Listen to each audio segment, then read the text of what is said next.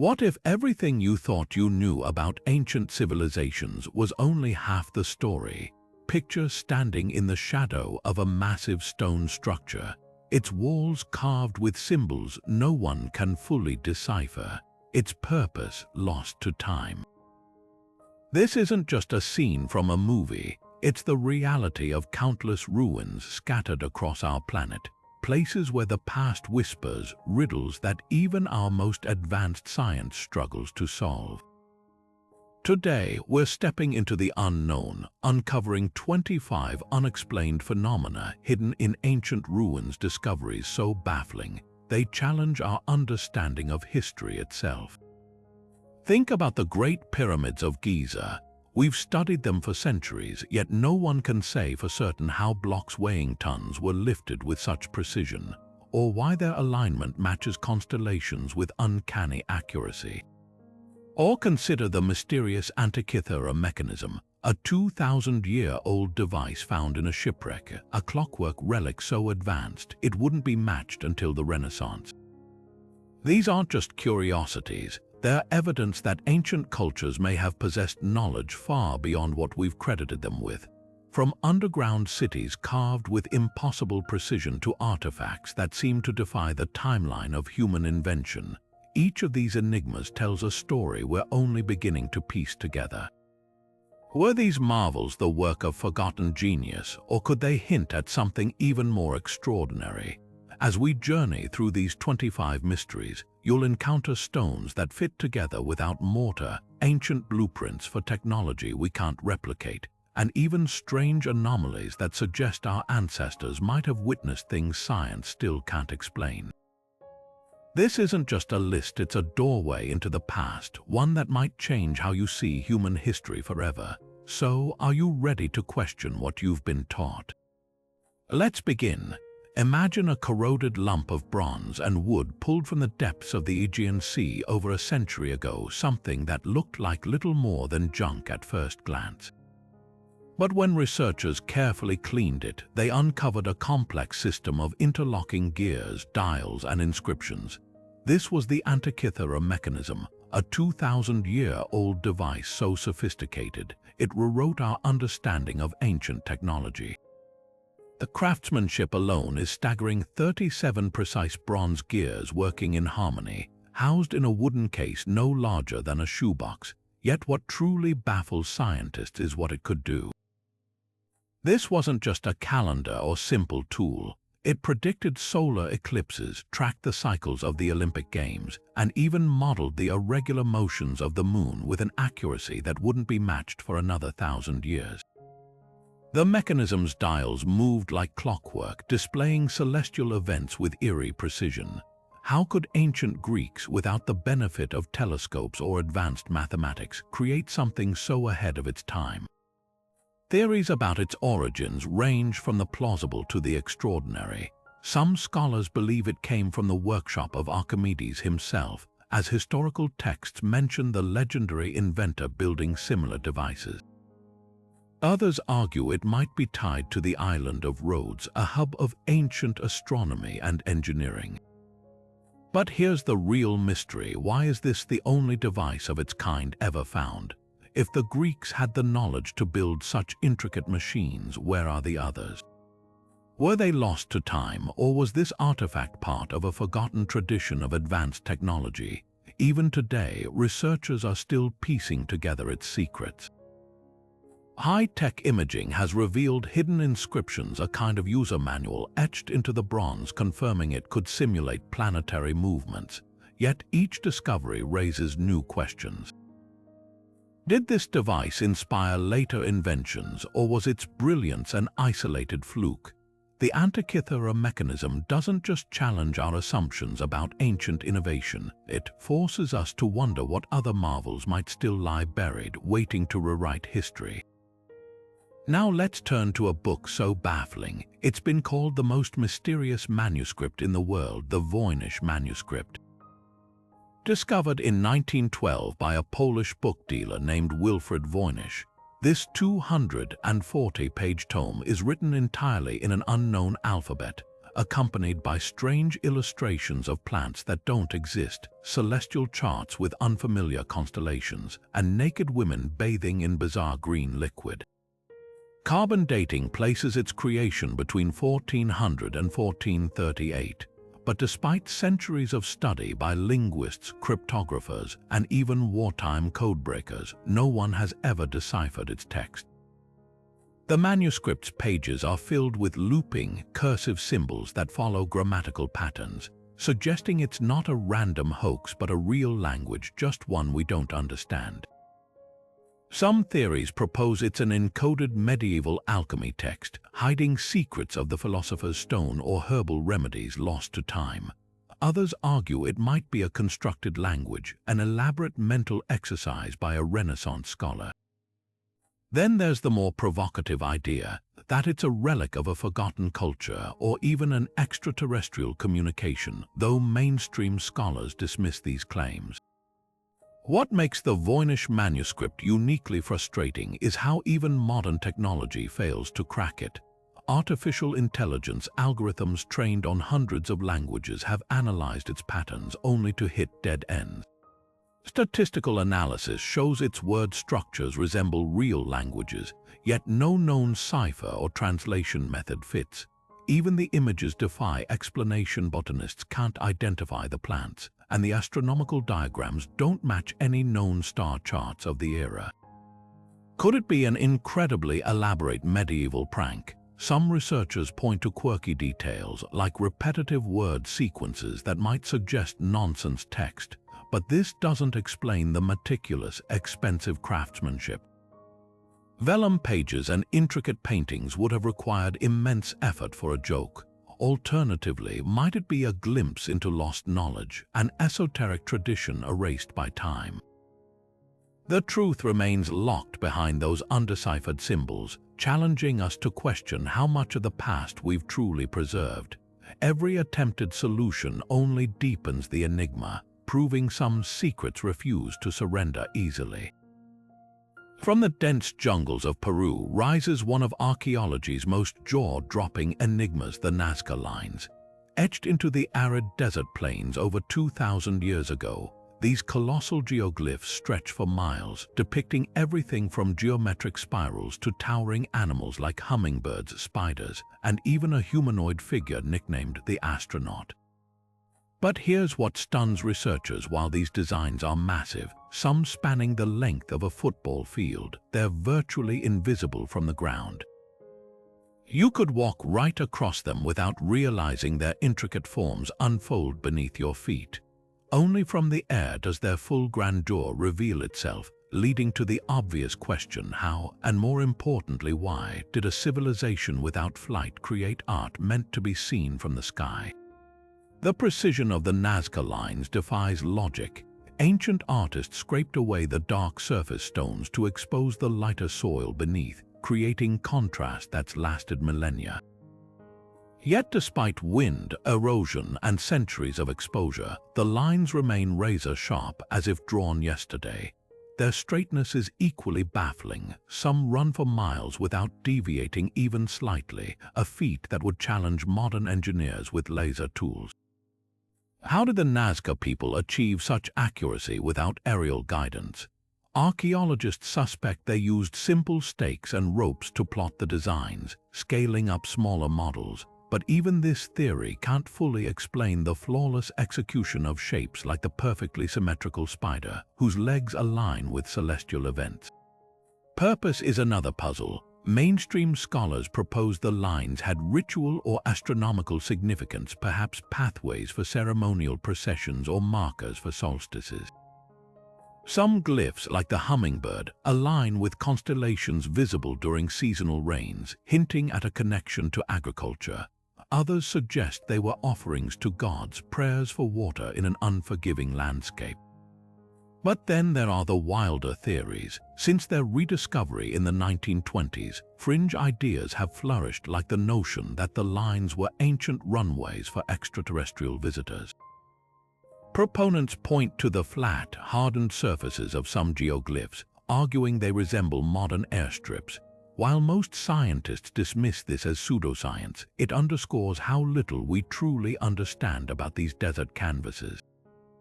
Perhaps the most haunting detail, the Nazca culture vanished abruptly around 500 AD, leaving no written records, only these cryptic drawings in the sand. Were they messages to the heavens, maps of unseen realms, or something beyond our current comprehension? With no one left to explain them, the Nazca Lines remain an open invitation to wonder, reminding us that even the most enduring mysteries are written in dust. Even with today's cutting-edge technology, the Great Pyramid of Giza refuses to surrender all its secrets. Recent scans using muon radiography, a technique that detects cosmic rays passing through stone, have revealed something astonishing. Hidden chambers and voids deep within its structure, spaces no human has entered for thousands of years. One particularly large void, dubbed the Big Void, sits directly above the Grand Gallery, stretching nearly 100 feet long. But what purpose did it serve? Some archaeologists speculate it could be a relic chamber holding untouched artifacts from the 4th dynasty. Others propose it's a structural feature, redistributing the pyramid's immense weight. The most tantalizing theory, that these voids might contain records or tools left behind by the builders, clues to how they achieved such impossible precision. Every theory sparks debate because the pyramid's design defies simple explanation. Its alignment to true north is more accurate than the Royal Observatory in London, and its dimensions encode mathematical constants like pi. Were these hidden spaces part of a grander blueprint, or do they guard secrets we've yet to imagine? Now, shift your gaze to Lebanon's Bekaa Valley, where the ruins of Baalbek stand as another monument to ancient engineering prowess. Here, the Romans built atop a far older site, but it's the foundation stones that boggle the mind, 3 colossal blocks known as the Trilithon, each weighing around 1,000 tons. To put that in perspective, that's heavier than 2 fully loaded Boeing 747 jets. Even more staggering, these stones were quarried over half a mile away, then lifted and fitted into place with seams so tight you can't slide a razor blade between them. How did a pre-industrial society achieve this? Modern cranes struggle with loads a fraction of that size, yet somehow, ancient workers moved these monoliths without wheels, pulleys, or steel. Theories range from the ingenious to the speculative. Some suggest they used wooden rollers and levers combined with armies of laborers, but calculations show it would take thousands of people pulling in perfect unison, a logistical nightmare. Others point to lost technologies like sound levitation or anti-gravity devices mentioned in obscure texts. Then there's the haunting possibility that Baalbek's builders inherited knowledge from an even older, forgotten civilization. The Romans themselves didn't know how the stones were placed. They simply built their temple complex atop them, as if acknowledging they stood in the shadow of something greater. What ties these two sites together isn't just their scale, it's the unanswered question of method. The Great Pyramid's hidden chambers suggest a sophistication beyond what we've credited to ancient Egypt, while Baalbek's megaliths imply a mastery of physics that shouldn't exist in their timeline. Both monuments whisper the same unsettling idea, that history's story might be missing entire chapters. Whether through lost techniques, divine inspiration, or knowledge we've yet to rediscover, these ruins force us to confront how little we truly know about the past's capabilities. And if they could achieve this, what else might they have left behind? Buried in the basement of Baghdad's National Museum lies an artifact that shouldn't exist, a small clay jar, no taller than a coffee mug, with a copper cylinder inside and an iron rod protruding from its asphalt seal. Discovered in 1936 near the ruins of a 2,000-year-old Parthian village, this unassuming object has sparked one of archaeology's most electrifying debates. When filled with vinegar or grape juice, the jar produces around 1 volt of electricity, enough to make it technically functional as a primitive battery. The implications are staggering. Did ancient civilizations harness electricity centuries before Benjamin Franklin's kite experiment? replicas of the so-called Baghdad Battery have proven it can generate current, but the real mystery is what it powered. One compelling theory suggests it was used for electroplating, coating objects with thin layers of gold or silver. Artisans of the Parthian and later Sasanian empires were known for gilding intricate jewelry, and electroplating would explain the uniformity of some ancient metalwork better than traditional methods. Experiments by German archaeologist Wilhelm Koenig, who first proposed the battery theory, showed that stacking multiple jars could produce enough voltage to plate a small object over hours. Yet skeptics argue there's no direct evidence linking the jars to metalworking sites, and no electroplated artifacts from the period have been conclusively tied to this technology. Another puzzle is why such a revolutionary discovery appears isolated.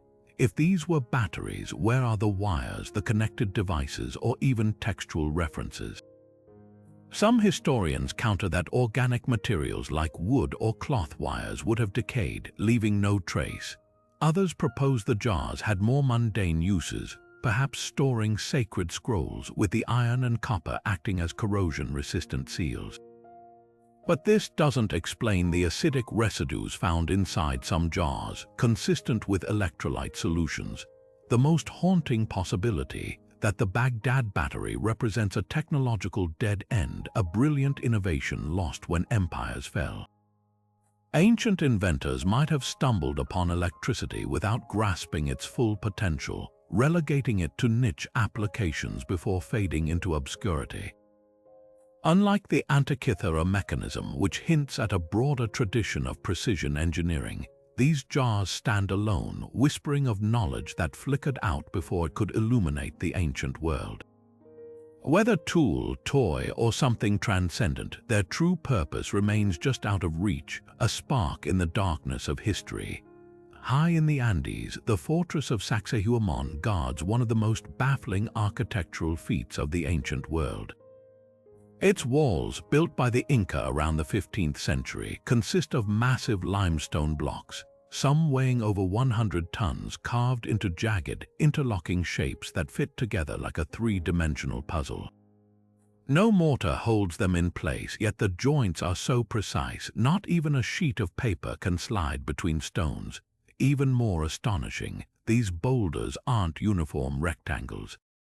They curve, their edges meeting at irregular angles, as if the rock itself softened like clay under the builder's hands.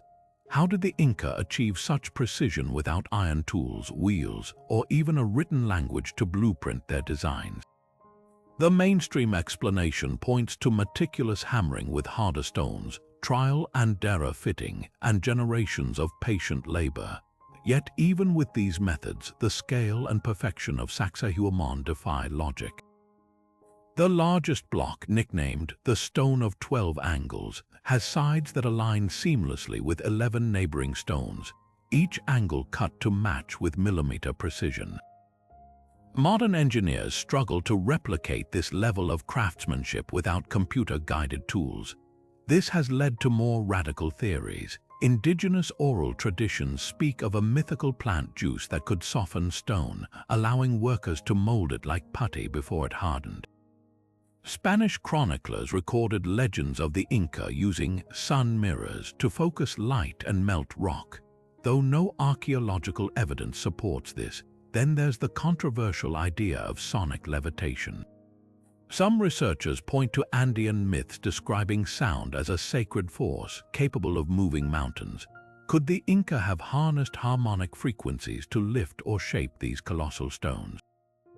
Experiments with vibration have shown sound can alter the behavior of liquids and granular materials, but scaling this to 100-ton boulders remains speculative. Perhaps the most unsettling clue lies in the walls themselves. Unlike most Inca constructions, which feature orderly rows of shaped stones, Sacsayhuamán's lower tiers are a chaotic jumble of massive blocks, while higher levels show increasing refinement. This suggests the builders learned as they worked, evolving their techniques over time. But who taught them? The site predates the Inca Empire, and local legends claim it was built by giants or gods.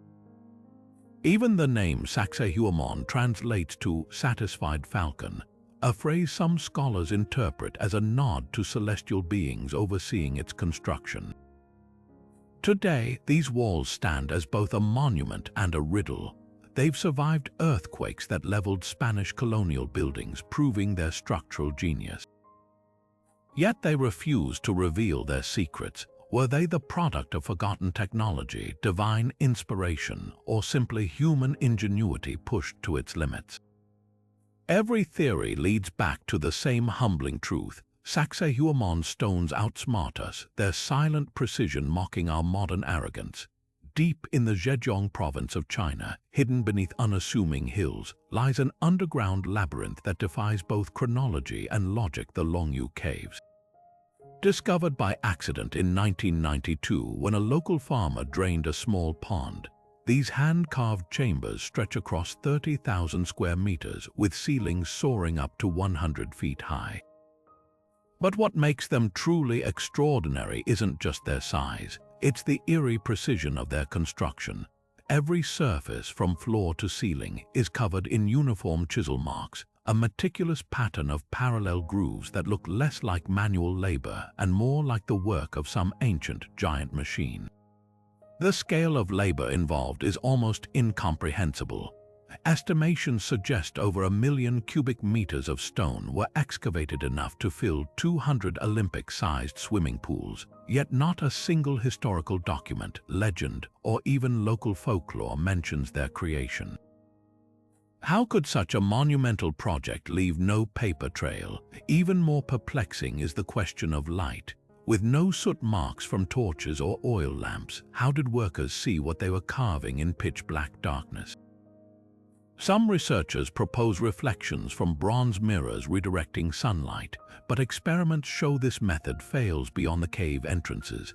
Others speculate they used bioluminescent plants or fungi, though no evidence supports this. Then there's the acoustics. The caves amplify sound in unexpected ways. Whispers carry clearly across vast distances, and certain chambers resonate at frequencies that induce a trance-like state.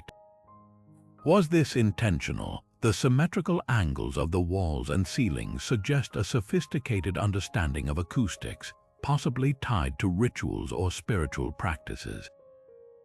But without artifacts or inscriptions, the caves offer no clues beyond their silent, sculpted walls. Modern laser scans reveal another oddity.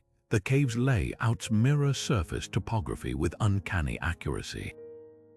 Their pillars align perfectly with the hills above, as if the builders mapped the terrain in 3 dimensions before carving. This level of planning rivals modern engineering, yet carbon dating places their construction around 2,000 years ago during the Western Han Dynasty, a period without known technology for such precision subsurface work. The Longyou Caves stand as a paradox. They're too vast to be tombs or mines, too refined for mere storage, and too deliberately designed to dismiss as random excavations. Were they a refuge, a temple, or something beyond our current framework of understanding? Unlike Egypt's pyramids or Peru's Nazca Lines, these tunnels lack even speculative explanations. They're a void in history, a masterpiece of anonymous labor that challenges our assumptions about ancient capabilities. Every unanswered question only deepens their mystery, leaving us to wonder what other secrets might still lie buried, waiting for a curious farmer or a drainage mishap to bring them into the light. High on the arid plains of Bolivia, near the shores of Lake Titicaca, lies one of archaeology's most confounding sites, Puma Punku. Unlike the rough-hewn temples of its neighbor, Tiwanaku, this complex is a graveyard of shattered stonework where massive blocks lie scattered like a child's abandoned building set. But look closer and the true enigma reveals itself. These aren't just broken rocks. They're geometric masterpieces, H-shaped andesite and red sandstone slabs, some weighing over 100 tons, cut with edges so sharp and angles so precise, they look like they were shaped by industrial machinery. The precision is what defies explanation. Each block features intricate notches, dovetailed joints, and drill holes that align perfectly with neighboring stones. a level of craftsmanship that would challenge modern stonemasons with diamond-tipped tools. The surfaces are so smooth they reflect light like glass, and the corners are razor-sharp with no chisel marks or tooling grooves. How did an ancient culture, supposedly working with bronze and stone tools, achieve such perfection? Even more baffling is the geological reality. Andesite, the volcanic rock used here, ranks just below diamond on the Mohs hardness scale. Working it by hand would require unimaginable effort, yet the cuts at Puma Punku appear almost effortless. Then there's the disaster that befell the site. These immaculate blocks didn't crumble from age, they were violently torn apart as if by an unimaginable force. Local legends speak of a cataclysmic event, a great noise that shook the earth, sending stones flying like leaves in a storm.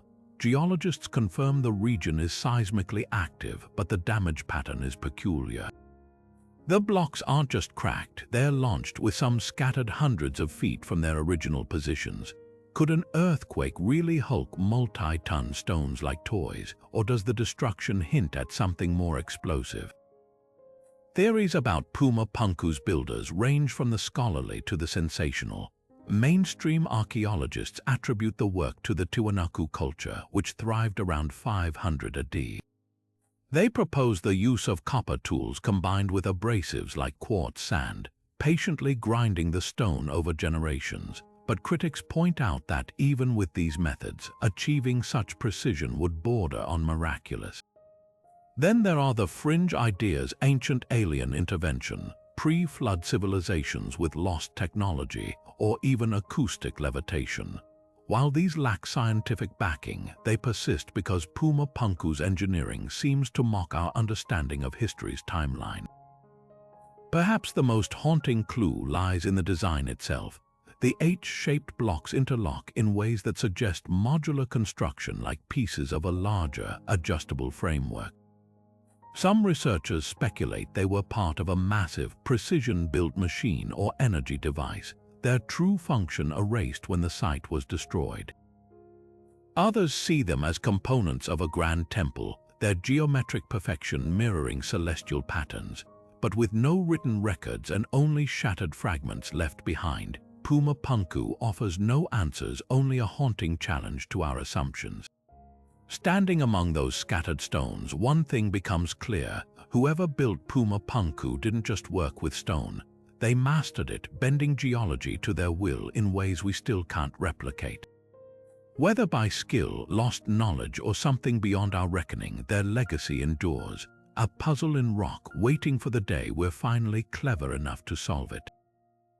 13,000 years ago, long before Stonehenge or the pyramids, a group of hunter-gatherers in southeastern Turkey did something that should have been impossible. They carved towering limestone pillars, some weighing 20 tons, and arranged them into massive circular structures adorned with intricate reliefs of scorpions, foxes, and vultures.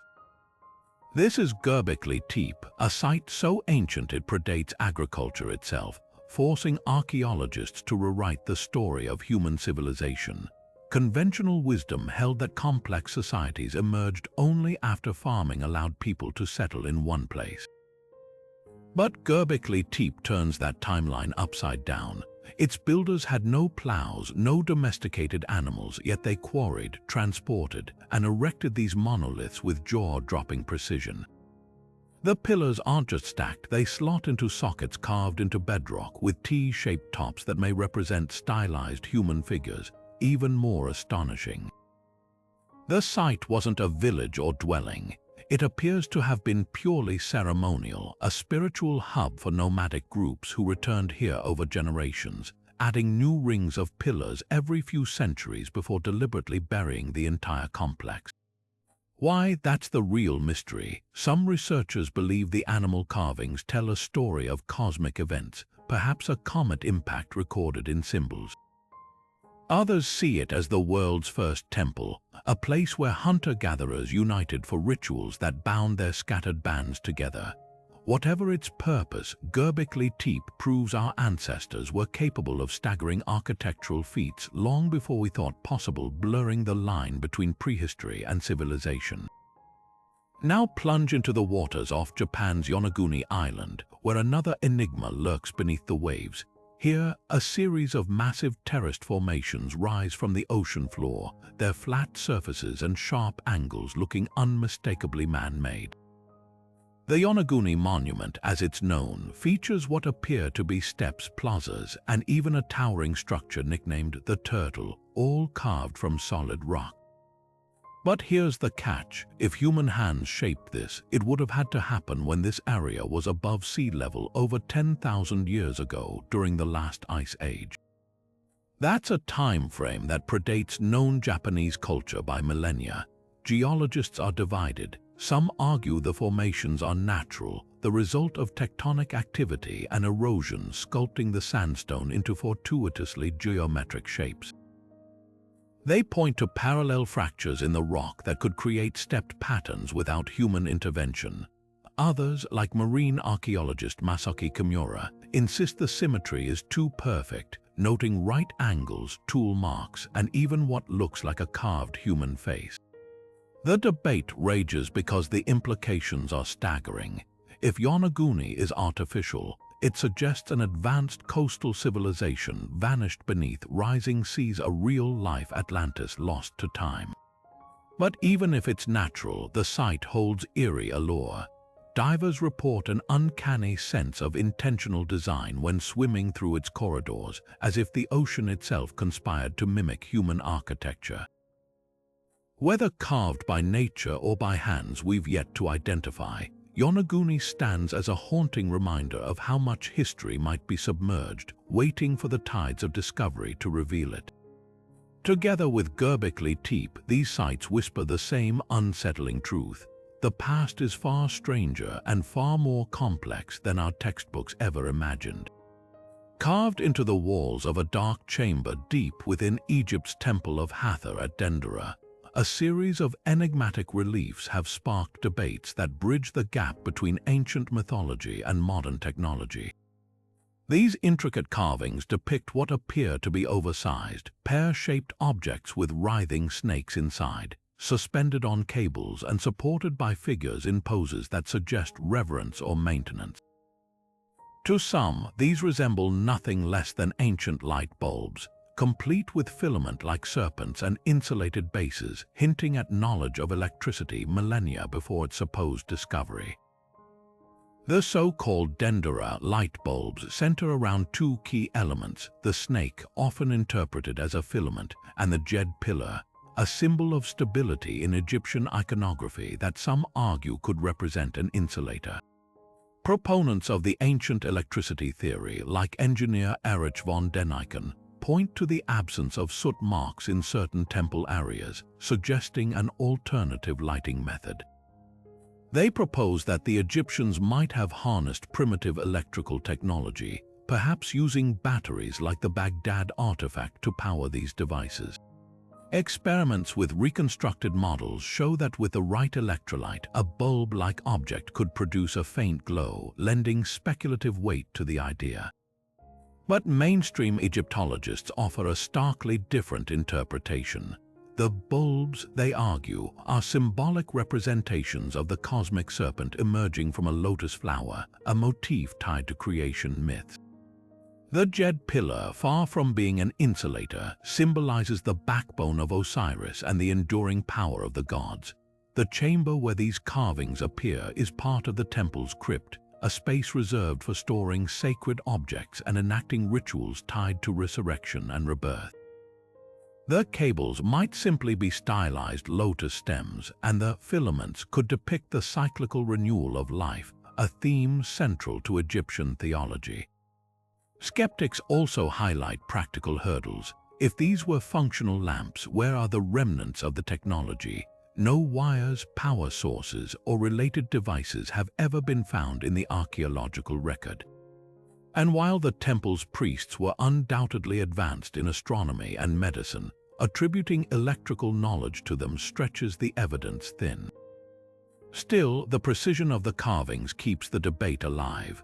Why depict the serpent in such a rigid, straight line within the bulb, unlike the undulating forms seen elsewhere in Egyptian art? Could this be a case of symbolic art coincidentally mirroring future technology? The truth might lie somewhere in between. Some researchers suggest the reliefs could represent a form of spiritual illumination, blending physical and metaphysical concepts. The Egyptians often visualized abstract ideas through concrete imagery, light as divine knowledge, the serpent as transformative energy. In this view, the Dendera carvings aren't literal blueprints for light bulbs, but a sophisticated metaphor for enlightenment, with the jed pillar anchoring cosmic power to the earthly realm. Whether a glimpse of lost technology or a masterclass in symbolic storytelling, the Dendera reliefs challenge us to reconsider how ancient cultures might have conceptualized energy and light. They remind us that the past often speaks in layers literal and allegorical, and that sometimes the most electrifying mysteries aren't about what the ancients knew, but how they chose to show it. Scattered across the jungles and river deltas of Costa Rica, hidden beneath centuries of overgrowth or half-buried in the mud like forgotten marbles of the gods, lie the stone spheres of Dikwis. Ranging from the size of a bowling ball to over 8 feet in diameter and weighing up to 16 tons, these orbs are so perfectly round, they deviate by less than 5 millimeters, a precision that rivals modern machining. Found by the hundreds, often grouped in geometric patterns or aligned with celestial events, these spheres present a triple mystery. Who carved them? How did they achieve such impossible accuracy with only stone tools? And most baffling of all, why? The first clue lies in the material itself. The spheres are carved from granodiorite, an igneous rock harder than steel. To shape it, the indigenous Dikwis people would have needed to hammer away with even harder stones, likely using gabbro or quartzite. But here's the catch: brute force alone couldn't account for their flawless curves. Researchers suspect the sculptors employed a meticulous process of heating and cooling the stone, cracking the surface in layers before painstakingly pecking and polishing it smooth over generations. Yet even this theory falters when explaining the largest spheres transporting 16-ton boulders from quarries miles away without wheels or pack animals seems almost supernatural. Purpose is another enigma. Some spheres cluster in straight lines or circles, aligning with solstice sunrises or lunar cycles, hinting at astronomical significance. Others rest near burial sites or atop artificial mounds, suggesting ceremonial or status-marking roles. The most provocative theory comes from local legends, which speak of the spheres as gifts from the god of thunder, Tiba, tools to channel celestial energy, or even relics from a lost civilization that knew the Earth was round long before Columbus. Then there's the eerie silence of the archaeological record. Unlike Egypt's pyramids or Mesopotamia's ziggurats, the Dikwis left no written accounts or even oral traditions explaining the spheres. Spanish colonists noted them in the 16th century, already ancient and mysterious. Later, many were dynamited by plantations in the 1930s, their fragments revealing a startling secret. Some contained hidden artifacts inside, like pottery shards or carved stones, as if carrying coded messages across time. Modern technology has only deepened the puzzle. Laser scans show subsurface fractures in some spheres, evidence they might have been grown around natural cores like pearls, then reshaped. Others bear magnetic anomalies, their axes aligning with geomagnetic north, an intentional feature or cosmic coincidence. The stones refuse to say whether navigational aids, symbols of unity, or remnants of a forgotten science. Costa Rica's spheres stand as silent sentinels of a people who mastered stone so completely, their work still defies explanation. Every perfect curve whispers the same question: how much have we underestimated the ingenuity of the past? Stretching across the coast of Brittany in northwestern France, the Karnak stones stand as one of Europe's most enigmatic megalithic sites. Row after row of weathered menhirs, some towering over 20 feet tall, arranged with eerie precision across nearly 3 square miles.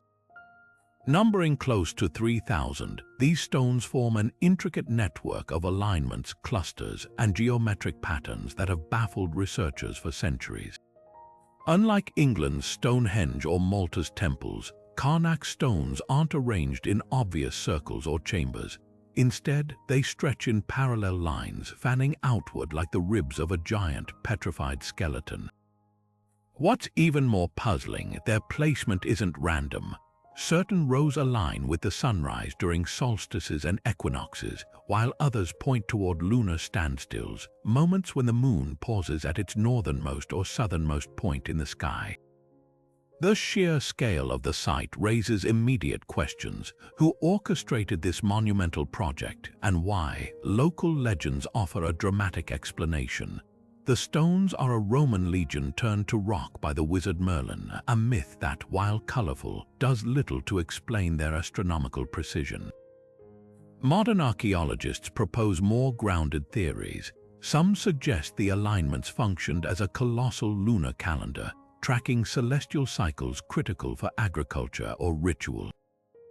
Others argue the stones served as seismic sensors, resonating with vibrations from distant earthquakes, a theory bolstered by Brittany's proximity to fault lines. Experiments show that certain groupings amplify low-frequency sound waves, hinting at an ancient early warning system. But Karnak's true mystery lies in its construction timeline. Radiocarbon dating places the earliest stones around 4500 BC, predating Egypt's pyramids by millennia. How did Neolithic farmers without metal tools or written language quarry, transport, and erect these monoliths, some weighing 50 tons? The geology offers clues. The stones are local granites and schists, likely pried from bedrock using wooden levers and thermal cracking, a technique involving fire and water to fracture rock. Yet the logistics remain staggering. Each stone would have required coordinated labor spanning months, suggesting a highly organized society with shared spiritual or practical goals. The site's deliberate disarray adds another layer of intrigue. Unlike other megalithic complexes, Karnak stones appear intentionally uneven, some polished smooth, others left rough, some standing tall, others toppled or buried. Archaeologists debate whether this reflects shifting ritual use over centuries or even a symbolic representation of a cosmic battle frozen in stone.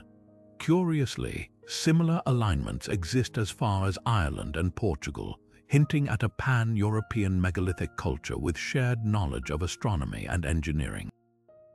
Today, Karnak whispers its secrets in fragments. The original builders left no written records, only the silent testimony of these granite sentinels. Were they temples under open skies, celestial computers, or markers of sacred landscapes? Every theory confronts gaps, just like the spaces between the stones themselves, where the wind still carries echoes of a world we're only beginning to understand. Rising from the slopes of Easter Island like silent sentinels, the Moai statues have captivated imaginations for centuries. But what most people don't realize is that their iconic heads are just the tip of the mystery, literally. Excavations have revealed something astonishing. Nearly every one of these basalt giants has a body buried deep beneath the earth, some extending as much as 20 feet underground.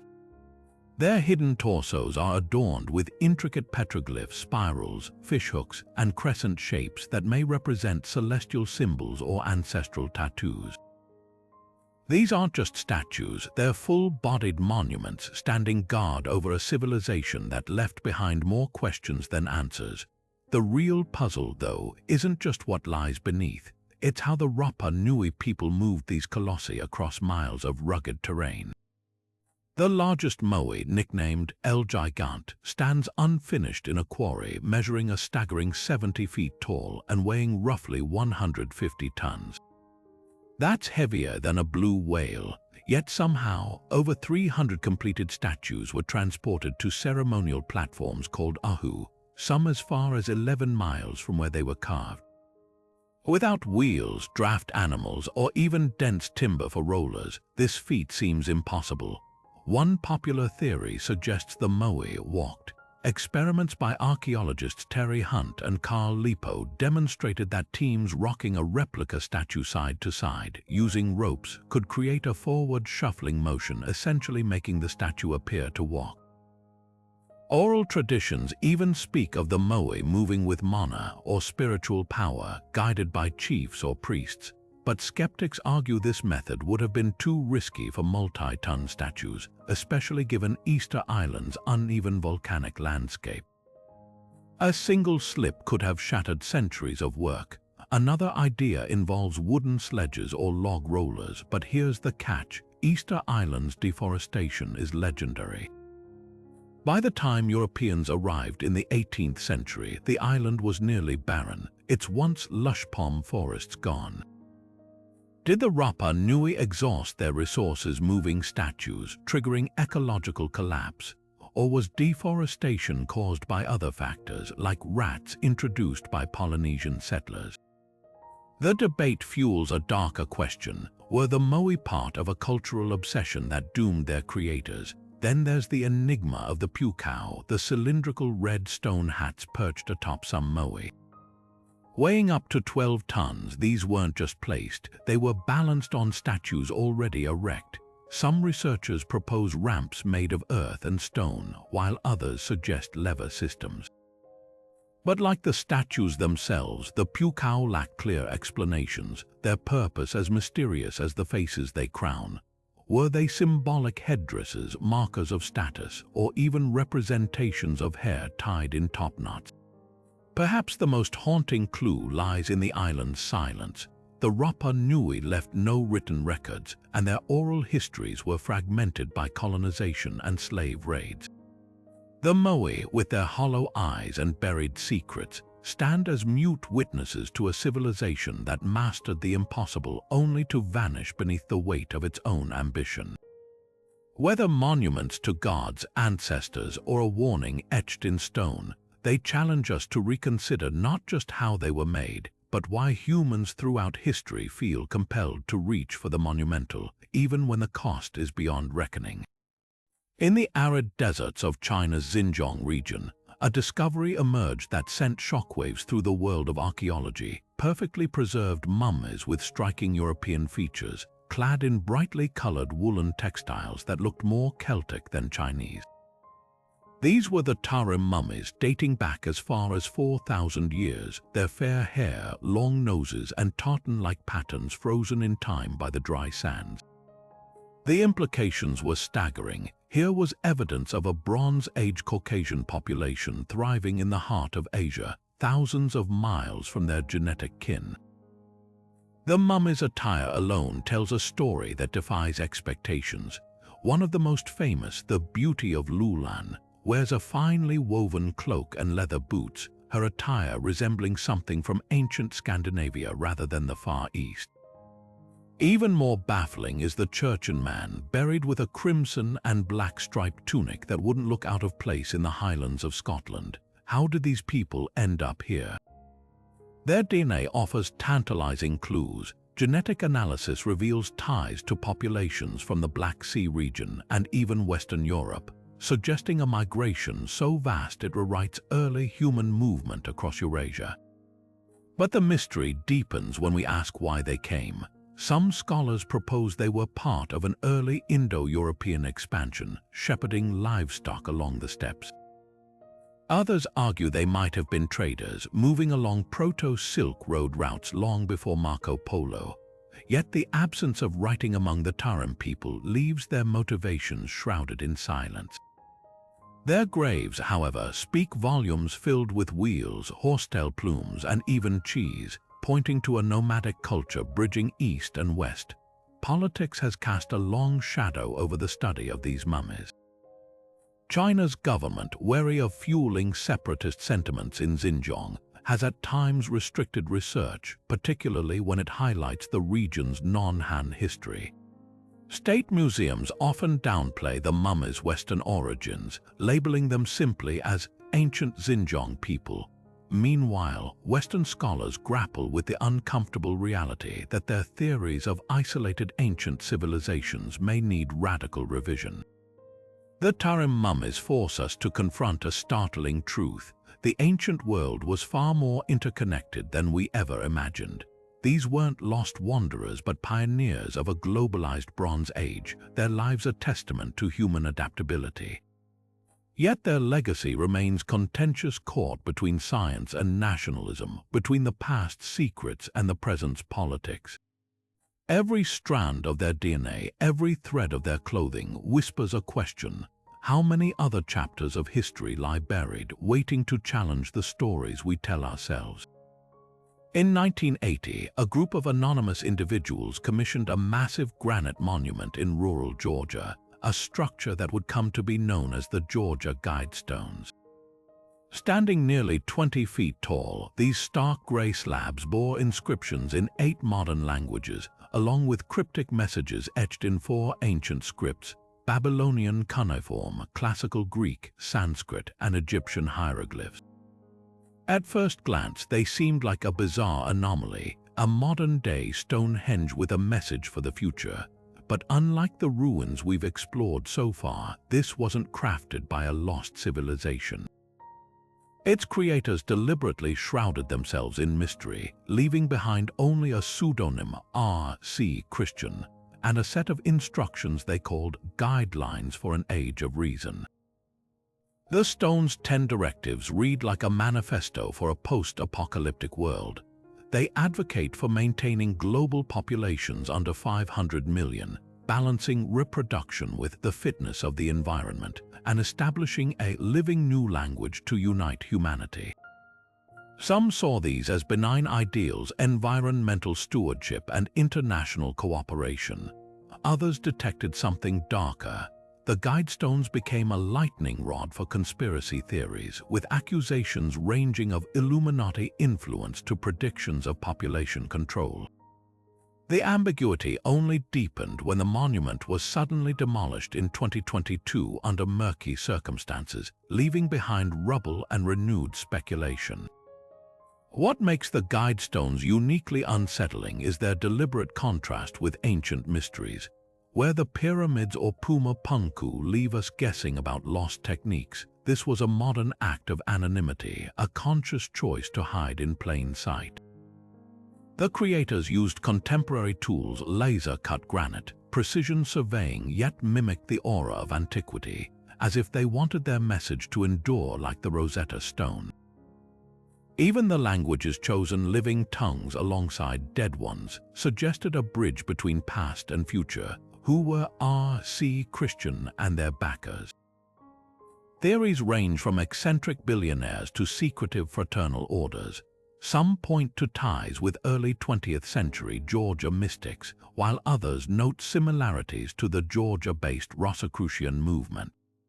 The name itself, Christian, might be a red herring, a nod to Christian Rosencreuz, the legendary founder of the Rosicrucians.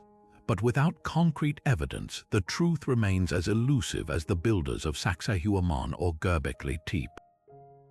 In the end, the Guidestones force us to confront a provocative question.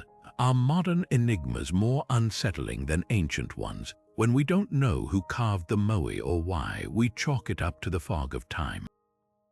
But when a group in the 1980s deliberately erects a monument and vanishes, it feels like a challenge, a dare to decipher their intent before it's too late. Their stones may be gone, but the mystery lingers, a reminder that not all puzzles belong to the distant past.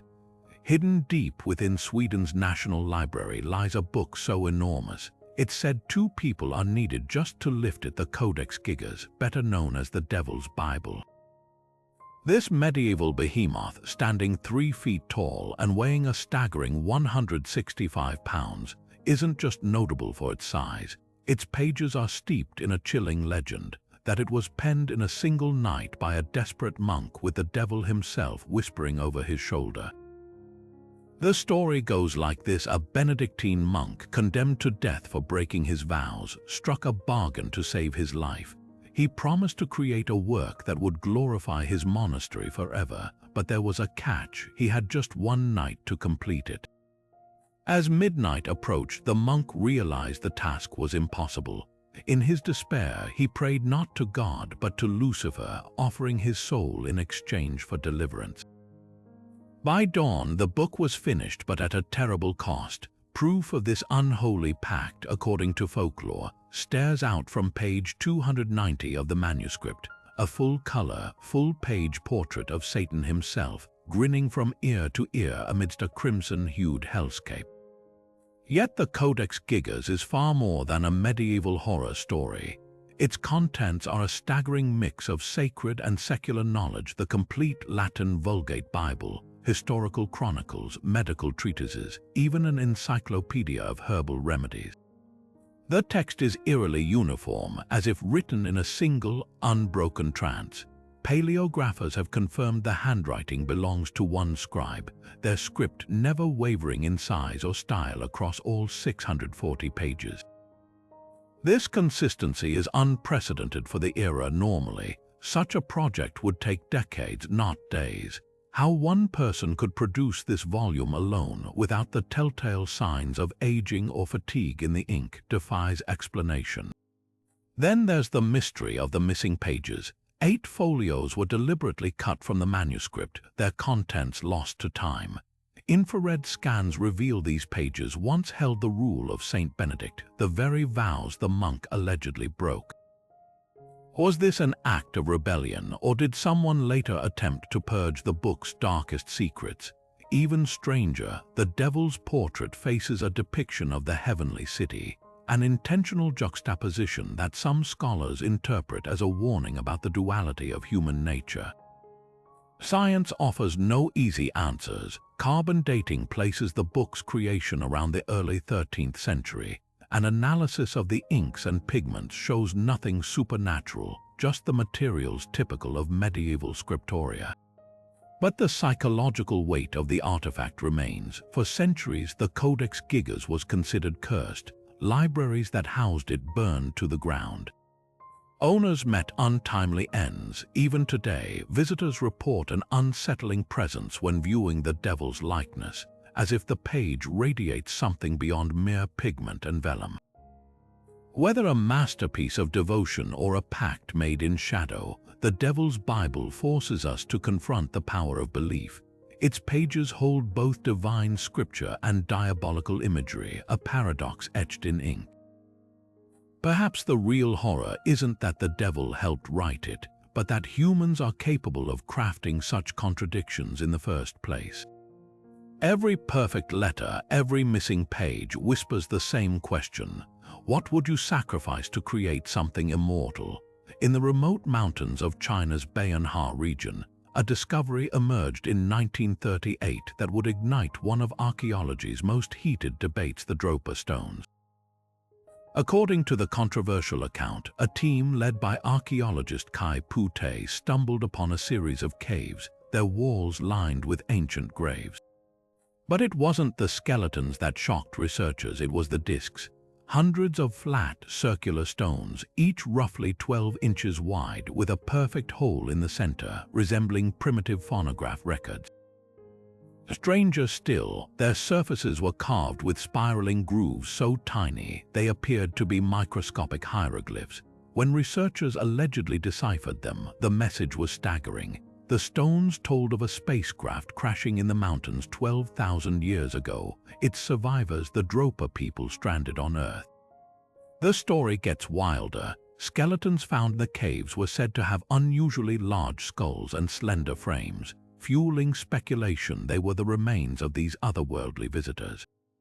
By the 1960s, Soviet scientists claimed to have analyzed the stones, declaring they contained high concentrations of cobalt and other metals, with the grooves vibrating at unusual frequencies when exposed to electricity, as if they were some form of ancient data storage.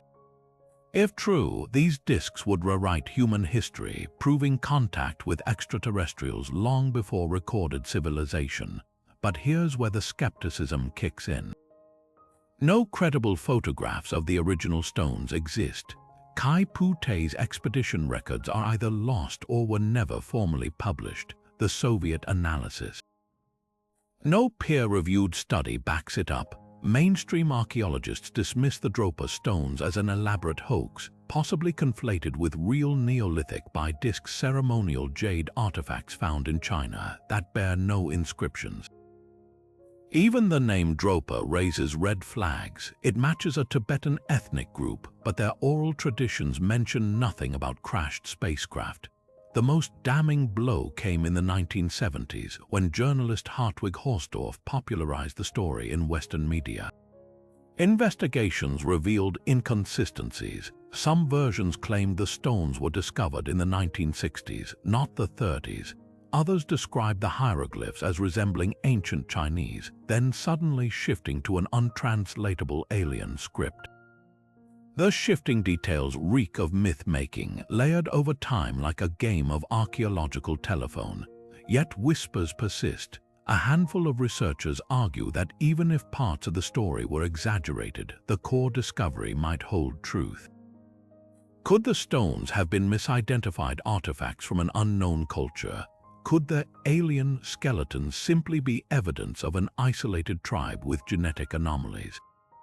Without the original discs to examine, we're left with a maddening puzzle, one where the line between fact and folklore blurs beyond recognition. What makes the Dropa stones endure isn't just their mystery, it's what they reveal about our fascination with ancient astronauts. In an era hungry for hidden histories, they're a Rorschach test. Believers see proof of visitors from the stars. Skeptics see cautionary tales of how easily archaeology can be twisted into myth. And the truth, it might be buried deeper than those cave walls ever were.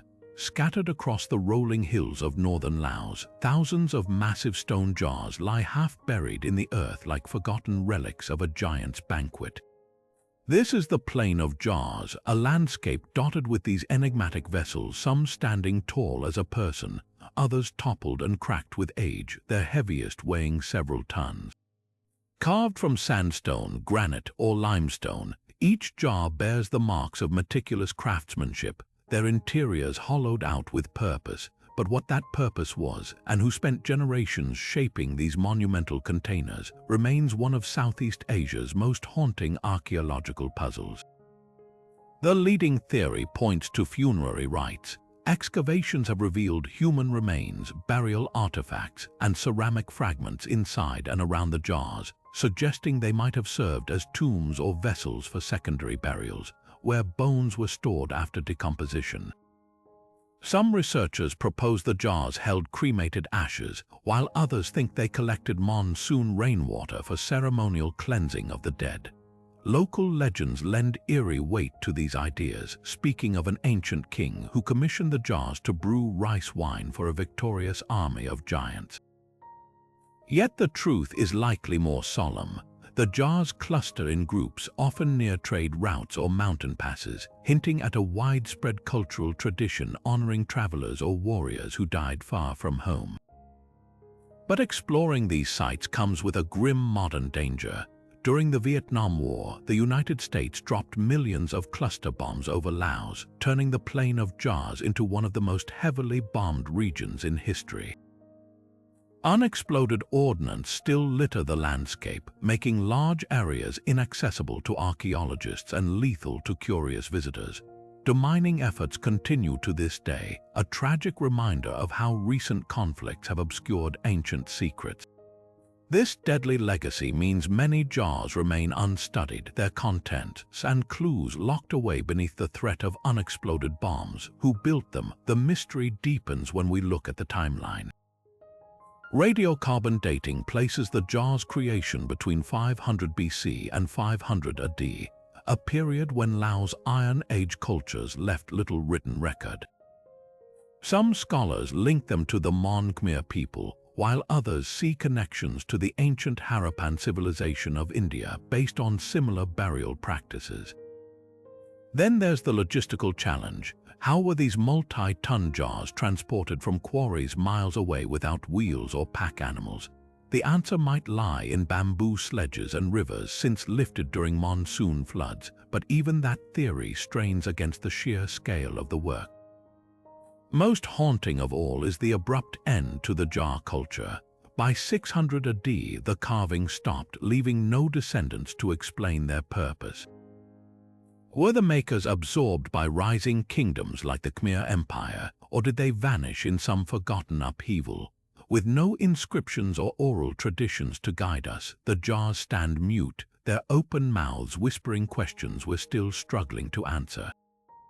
Every untouched jar, every bomb-strewn field is a reminder. Some civilizations leave behind not just their triumphs but their silence, and in that silence the past guards its secrets fiercely. Buried in the dusty backrooms of Peru's Ica province lies a collection of stones that shouldn't exist, at least not according to conventional history. The Ica stones, as they're known, are thousands of round river rocks etched with scenes that defy logic. Humans riding atop dinosaurs like domesticated livestock, surgeons performing advanced medical procedures like cesarean sections and organ transplants, and astronomers peering through telescopes at celestial bodies invisible to the naked eye. If genuine, these carvings would rewrite the timeline of human knowledge, suggesting pre-Columbian civilizations possessed insights into paleontology, medicine, and astronomy centuries, or even millennia before modern science. But here's the twist: the man who brought them to light, a local farmer named Basilio Ashuya, eventually admitted to forging at least some of them. So where does the truth lie? The controversy begins with the stones themselves. Ranging from fist-sized to boulders weighing over 50 pounds, they depict anachronisms that clash with everything we know about ancient Peru. Dinosaurs, extinct for 65 million years, are rendered with shocking anatomical accuracy. Triceratops with their distinctive frills, Stegosaurus with plate-lined backs, even pterodactyls mid-flight.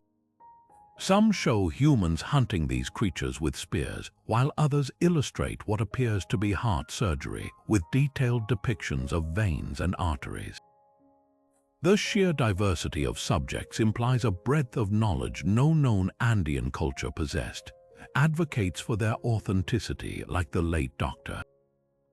Javier Cabrera-Darquia, who amassed over 15,000 stones, argue the precision of these carvings exceeds what an uneducated farmer could produce.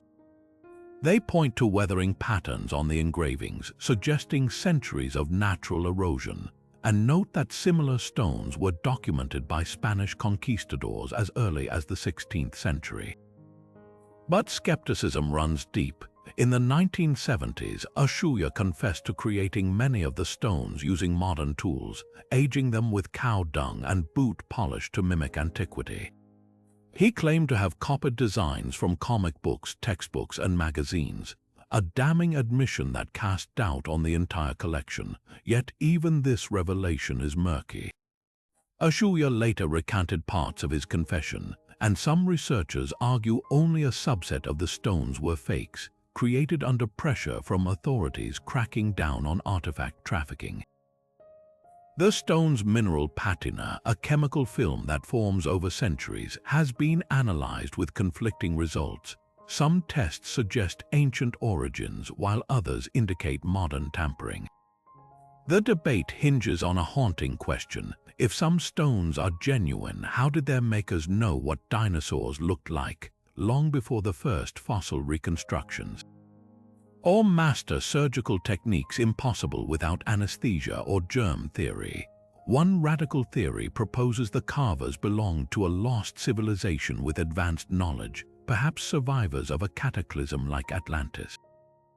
Others suggest the stones are a collective hallucination, blending indigenous myths with later influences. But the most plausible middle ground, that the Ica stones are a layered puzzle, some ancient, some modern, all reflecting humanity's timeless urge to make sense of the past, even if it means bending the truth. Today, the stones remain in limbo, too controversial for mainstream museums, too compelling to ignore. Whether relics of forgotten genius or masterful hoaxes, they challenge us to confront how easily history can be shaped and who gets to decide what's real. Every etched line whispers the same dilemma. Are we looking at a window into prehistory or a mirror reflecting our own thirst for mystery? Rising from the savanna of southern Africa, the towering stone walls of Great Zimbabwe stand as a monument to a civilization so advanced, European colonists refused to believe Africans built it. For centuries, this sprawling ruin covering nearly 1,800 acres with structures reaching 30 feet high was credited to everyone from Phoenician traders to the Queen of Sheba. The truth, uncovered through decades of archaeological work, is far more remarkable. Great Zimbabwe was the heart of a prosperous African kingdom that thrived between the 11th and 15th centuries, its wealth built on gold, ivory, and a vast trade network stretching to China. The city's architecture alone silences old prejudices. Its drystone walls, constructed without mortar, curve gracefully into elliptical enclosures and conical towers, their granite blocks fitting together so precisely that many still stand after 700 years. The technique, known as coursed rubble, required not just skill but sophisticated social organization, teams of laborers quarrying stone, artisans shaping each piece, and engineers designing drainage systems that channeled rainwater through the complex. At its peak, Great Zimbabwe was home to 18,000 people, a bustling metropolis with specialized quarters for metalworkers, potters, and foreign merchants.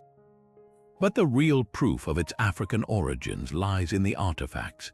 Excavations uncovered soapstone birds, now national symbols of Zimbabwe, carved in a distinctly local style. Chinese porcelain, Arabian glass, and Indian beads found at the site confirm its role as a trade hub, while clay furnaces and gold processing tools testify to homegrown industry. Radiocarbon dating of wooden supports within the walls places their construction squarely in the medieval period, centuries before European contact. The denial of Great Zimbabwe's true history reveals more about colonialism than archaeology. Early white settlers, unable to reconcile the site's grandeur with racist stereotypes, invented fantastical origins. In 1905, British archaeologist Richard Hall even destroyed layers of evidence in his quest to prove foreign builders, discarding African-made pottery in favor of imported goods that fit his narrative. It wasn't until the 1950s that researchers like David Randall McIver and Gertrude Catton Thompson systematically dismantled these myths, proving through stratigraphy and artifact analysis that the builders were ancestors of the Shona people. Today, Great Zimbabwe's legacy is twofold: a testament to African ingenuity and a warning about how easily history can be rewritten to serve power. Its walls, once dismissed as too sophisticated for black hands to craft, now symbolize resistance, a silent rebuttal to those who still underestimate pre-colonial achievements.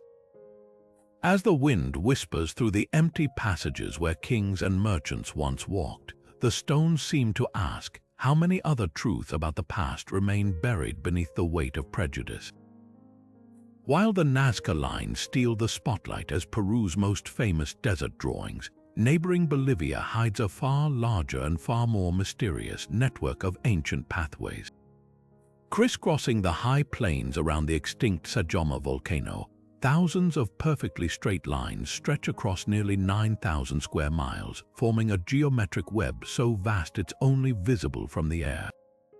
Unlike the figurative glyphs of Nazca, these aren't animal shapes or spirals, they're relentless, razor-straight tracks, some running uninterrupted for over 12 miles across rugged terrain.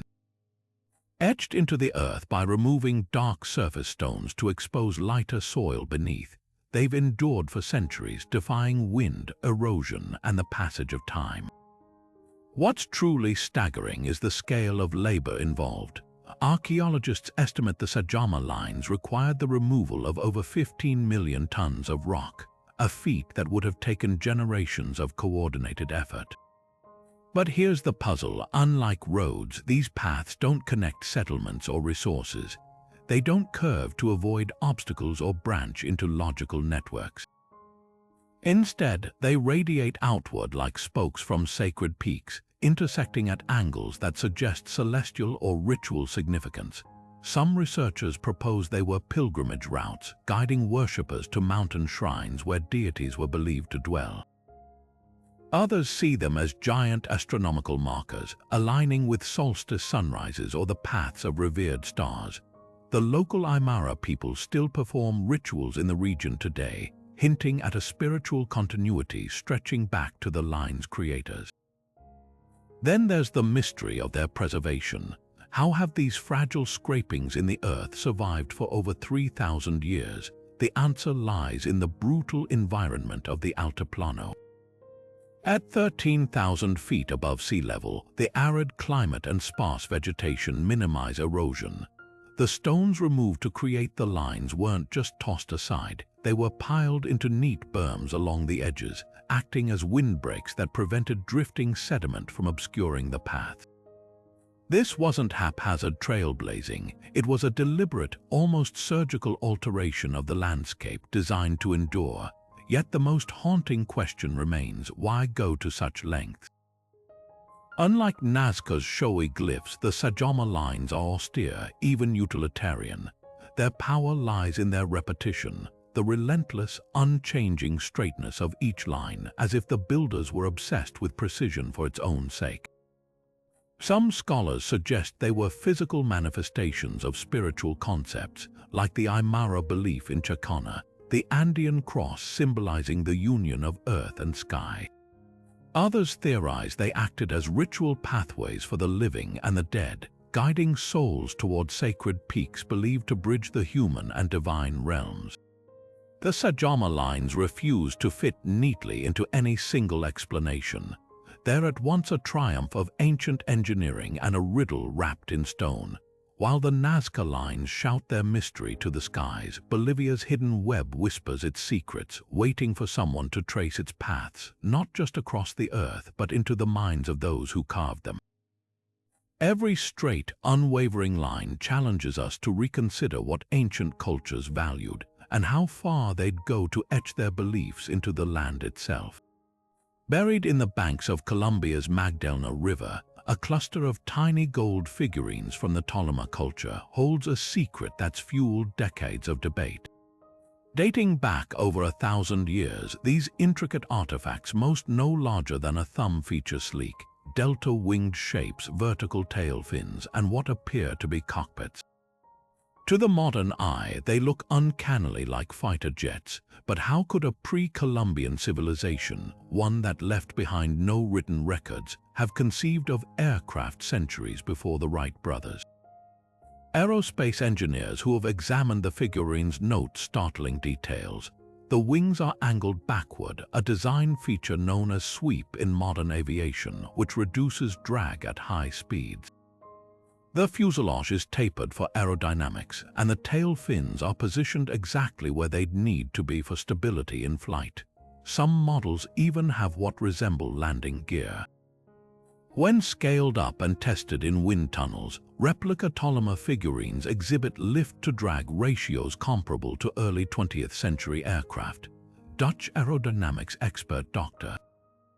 Algund Eenboom, who led these experiments, concluded the designs were too precise to be accidental, yet skeptics counter with biological explanations.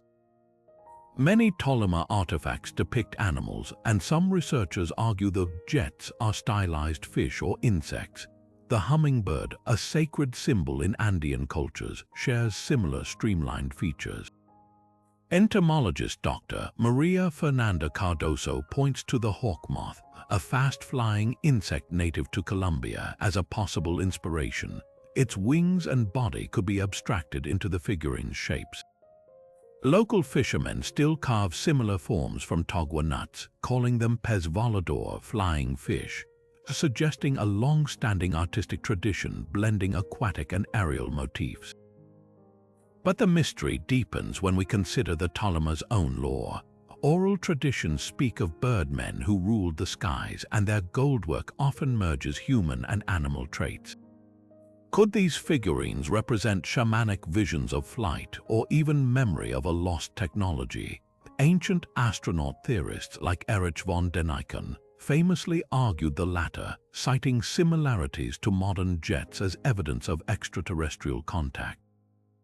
Mainstream archaeologists dismiss this, but even they admit the Tolima's metallurgical skill was extraordinary. Their gold alloys were engineered to resist tarnishing, a technique modern jewelers struggle to replicate. Perhaps the most compelling clue lies in the figurines' context. They are often found alongside ritual objects suggesting ceremonial use. Some researchers propose they were symbolic vessels for the soul's journey, their aerodynamic forms reflecting a belief in ascending to the heavens. Others wonder if they encoded practical knowledge blueprints for gliders or kites used in rituals. The truth may never be fully uncovered, but one thing is certain: these golden enigmas defy simple categorization. Whether fish, fantasy, or forgotten science, they challenge us to reconsider the boundaries of ancient innovation and the possibility that flight, in some form, might have been imagined long before we ever left the ground. Beneath the peaceful island nation of Malta lies an ancient underworld where sound takes on a life of its own. The Hal-Saflieni Hypogeum, a labyrinthine temple carved from solid limestone 3,000 years ago, isn't just an architectural marvel, it's an acoustic time capsule. Descending into its shadowy chambers feels like stepping inside a giant, reverberant instrument. Modern researchers have discovered something extraordinary here. Certain frequencies, particularly those between 90 and 120 Hz, don't merely echo in these underground halls. They resonate, vibrating through bone and breath, producing an effect that modern science is only beginning to understand. What makes the hypogeum's acoustics so unsettling is their precision. The temple's oracle chamber, a small, oval room decorated with spiral motifs, amplifies these frequencies so powerfully that even a whisper can be heard clearly throughout the complex. When male voices chant or drum at this specific pitch, the sound waves synchronize with the chamber's dimensions, creating a visceral vibration that some describe as feeling inside your skull rather than just hearing it. Intriguingly, this same frequency range has been shown in modern labs to alter brain activity, shifting consciousness toward trance-like states. Coincidence? Archaeologists think not. The hypogeum's builders may have engineered this space as a bridge between worlds where sound didn't just accompany ritual, but actively induced transcendence. Experiments by the University of Malta and the Old Temple Study Foundation confirm the site's unnatural acoustic properties. Using tone generators, they mapped how sound behaves in the chambers, revealing deliberate design choices. Narrow sound ducts carved into the walls channel vibrations to specific areas, while the curved ceilings diffuse echoes in ways that mimic the human ear's structure. Even more haunting, bones found in the hypogeum show signs of ceremonial deformation, with skulls exhibiting elongated shapes that some theorize could have been influenced by sustained exposure to these resonant frequencies during childhood. The implications are profound. If the hypogeum's builders understood acoustics well enough to manipulate perception, their knowledge rivaled or even surpassed that of later civilizations. Unlike the visual spectacle of Egypt's pyramids or the celestial precision of Stonehenge, this is a monument designed not for the eyes but for the body. Its power lies in what you feel, not what you see. The modern word hypogeum simply means underground, but walking these echoing passages, you can't shake the sense that this place was meant to be something far more: a gateway, an amplifier, or perhaps a vessel for voices we're no longer meant to hear. Why did this matter to the temple's creators? Local folklore speaks of the mother goddess who once dwelled here, her voice capable of healing or doom. Archaeoacoustics expert Linda Enix suggests the hypogeum might have been a womb of the earth, where sound rituals facilitated rebirth or communion with ancestors. Others propose it was an ancient form of therapy, using vibration to treat illness or alter consciousness. Whatever its purpose, one thing is certain: in a world without written records, the hypogeum's walls still speak. They hum with secrets we're only now learning to decipher, a reminder that some of history's most advanced technologies might not have been tools but frequencies waiting to be awakened. The discovery of the Antikythera mechanism didn't just rewrite history, it shattered the timeline of human ingenuity. Before this corroded lump of bronze emerged from the Aegean in 1901, mainstream archaeology assumed the ancients lacked the precision or ambition for complex machinery. The Greeks were revered for philosophy and art, not engineering. Yet here was a device with gears finer than a Swiss watch, a machine that modeled the cosmos with breathtaking accuracy. Suddenly, the narrative of linear progress from primitive tools to modern technology was called into question. Historians were forced to confront an uncomfortable truth: brilliance isn't bound by era. Modern reconstructions have only deepened the mystery. Using high-resolution X-ray tomography, teams like the Antikythera Mechanism Research Project have reverse-engineered the device, revealing previously hidden inscriptions and gear functions. One replica, built by clockmaker John Gleave, demonstrated how the mechanism could predict solar eclipses decades in advance by tracking the Saros cycle, a 135-month lunar pattern. Another reconstruction, crafted by mathematician Tony Freeth, incorporated a groundbreaking discovery. The mechanism didn't just model the sun and moon, it included all 5 known planets of antiquity, their retrograde motions simulated through an intricate system of epicyclic gears. This wasn't just a calendar, it was a portable planetarium, a mechanical cosmos in a wooden box. But the Antikythera mechanism's true legacy lies in the questions it raises about lost knowledge. Why is this the only device of its kind ever found? The answer might lie in fragments scattered across other cultures. In China, the Eastern Han Dynasty seismoscope, invented in 132 AD, detected distant earthquakes with a precision that baffles modern engineers. Meanwhile, Islamic scholars like Al-Jazari sketched elaborate automata in the 13th century, including programmable castle clocks that mirrored the Antikythera's complexity. Even medieval Europe's astronomical clocks, like Prague's horloge, seemed to echo its celestial choreography. Were these inventions independent breakthroughs or distant echoes of a shared older tradition? Perhaps the most tantalizing parallel comes from ancient Alexandria. The Library of Alexandria's legends speak of mechanical wonders, automated theater, steam-powered toys, even a coin-operated holy water dispenser described by Hero of Alexandria. Could the Antikythera mechanism be a surviving fragment of this broader technological culture? The writings of Cicero mention a similar device built by Archimedes, looted by Romans after the siege of Syracuse. If one such machine survived, how many others were lost to war, decay, or simply the ravages of time? The Antikythera mechanism forces us to reconsider the peaks and valleys of human innovation. It stands as a reminder that progress isn't a straight line, it's a spiral where knowledge is discovered, forgotten, and rediscovered across millennia. As we piece together its secrets, we're not just decoding an ancient artifact, we're glimpsing a world where the boundaries between myth and machine were far thinner than we ever imagined. The Nazca Lines, etched into Peru's desert for over 2,000 years, have long been dismissed as mere ritual art, until recent research revealed a startling possibility. These sprawling geoglyphs might have been a desperate plea to the gods for water. Satellite imagery and ground-penetrating radar now show that many of the lines converge on underground aquifers or follow the paths of long-vanished rivers, suggesting they served as a sacred map of hidden water sources. The hummingbird, the spider, even the colossal humanoid figure known as the astronaut, all might have been more than symbols. They could have been markers pointing to life-sustaining oases in a landscape growing ever drier. This theory gains weight when we examine the Nazca's environmental crisis. Sediment cores from nearby lakes paint a grim picture. Around the time the lines peaked in complexity, between 500 BC and 500 AD, the region was gripped by devastating droughts.